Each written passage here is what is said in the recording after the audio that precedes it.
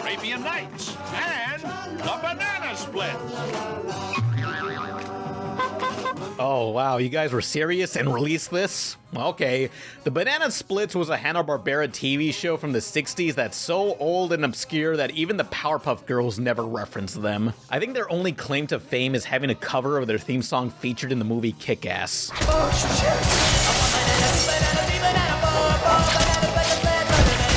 God, I love Matthew Vaughn movies. The Banana Splits was some sort of goofy variety show of people in costumes running around and with some animation segments. I think that's what it was about. So naturally, in 2019, WB and the Sci-Fi Channel rebooted this into a horror movie for some reason. Because the Banana Split show is about to begin. Look, it's a Hanna-Barbera property. Did anyone ask for their action shows to be turned into a talk show, a courtroom comedy, or whatever the hell C-Lab 2021 was? Quinn's gonna be busy with that hooker for a while. What? A hooker? Uh-oh. Uh-oh. Uh-oh. Uh-oh. Stuff like this challenges the notion, why reboot something if you're gonna make it so different? Let me ask you, if you could reboot something into a completely different genre, what would it be? I'd want rocket power with more harsh reality to it. That's all I'll say for now. So here's the 2019 Banana Splits horror movie on the Sci-Fi Channel. Yeah, that's a good sign. We have another surprise for you. We are going to the Banana Splits. This takes place in some unrealistic universe where people under 60 give a shit about the Banana Splits and are still making new episodes. A family takes their kids to a live recording of the show, only for them to be locked inside after hours. It turns out the Banana Splits are alive, except you think they're alive because they're humans in costumes, but they're actually robots, which makes the fact that they're alive scary. Yeah, this robotic premise sounds very familiar, but we'll talk about that later. This looks like some TV grade crap that was shot on digital cameras, but I honestly had a great time. As this movie went on, it just kept getting more and more insane. Like, no joke, it partially became the origin story for a vigilante hero. As you'd expect from a slasher movie, you get one-dimensional jerks that are just asking to die, but they certainly are interesting, like these two wannabe YouTubers. Yeah, I'm not giving up my phone. Then you can't come in. Dad. It's fine. Wait, Dad? That's her dad? Oh my god. Dad! Dad! Babe, we are gonna meet the Splits. No, no! Attention on deck. Uh-oh. Uh-oh. Uh-oh. Uh-oh.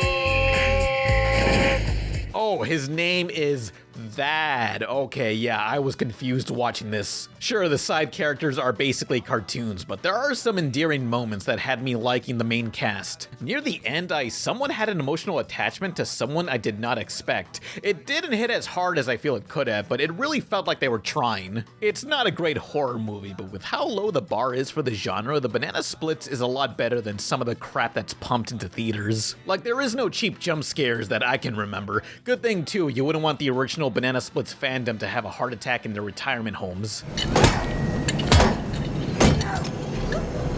I enjoyed how straight this premise was played. It wasn't overly meta or winking at the camera. Also, some thought went into the production at least. Everyone's wardrobe was yellow and orange to match the creatures. The camera work was standard, but a few shots felt like the director actually had a vision. I personally enjoyed how claustrophobic this short ball pit sequence felt. It made me want to check out what else the cast and crew have done. The writers seem to be a duo who've worked together on R.L. Stine's The Haunting Hour and Randy Cunningham, Cutting on Your Face. While the director worked second unit on Sci-Fi's Channel Zero. Whatever a second unit director does, I think they just pick photos of buildings or whatever. I'm curious what they'll do next. I hope they'll have better resources next time because the acting can get pretty bad. Even the kids are better actors than some of the adults here.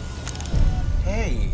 The big issue to me is these evil robots do not feel heavy or mechanical. It's pretty cheap. I know it's a TV movie, but that saw clearly is just some tinfoil. But possibly the most repulsive thing about the movie is the title logo. Oh, hang on, I'm a graphic designer, I can fix this. Ah, that's better. Much easier on the eyes. Despite all that, it has some brutal-ass kills. This is gonna be a movie I'm gonna recommend to people, but let's get into some conspiracies.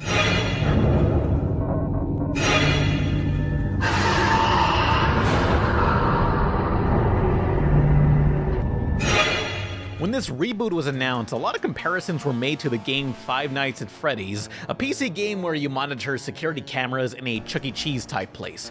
You keep the evil animatronics in check or else they'll yell at you for doing a bad job. I think that's what it's about. I apologize for not understanding. I don't play shitty games. I play good games like Cocteau Joujin, Back Alley Brutal on OG Xbox.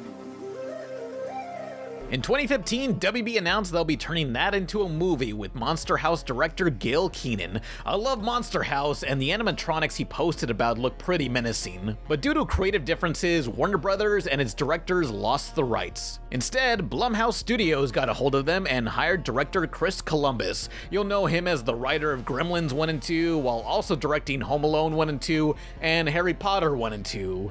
Damn, is he also making the next Half-Life game?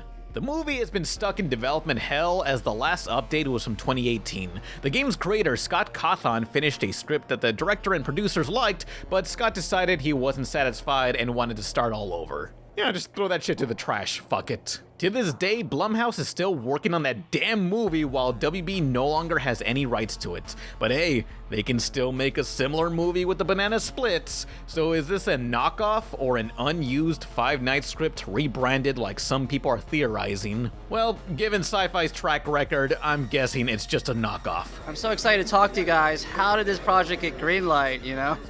You know what? This is one of those weird ones that every so often, you know, this like, they come to you and they say, hey, we want to do this Banana Splits horror movie. And we said, we get it 100%. And they go, great, go, because we got to make it now. And that's the most exciting way to make any kind of movie is, you know, you don't have to think too much about it. You just go for it. Was it a long writing process or was it basically like just banged it out? No, it was fast. And you know, we knew that they were gearing up.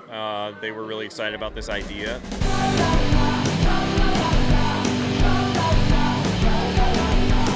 The Banana Splits is a low-budget slasher movie that feels like genuine effort was put into it. It's not great, but it gets pretty freaking crazy.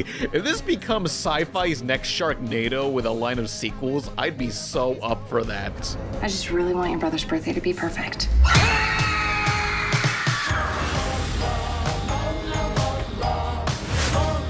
We're gonna have so much fun. Don't move. We'll be back in a jiffy. Stay tuned for more of the Banana Splits brought to you by Kellogg's. You get more from Kellogg's. More nourishment, flavor, fun. And more of us coming right up. We interrupt this program for a news update with Fleagle. A flash. Just go to the music. Adam. The Banana Splits on Boomerang from Cartoon Network. It's all coming back to you. Unidentified flying adults. Fire!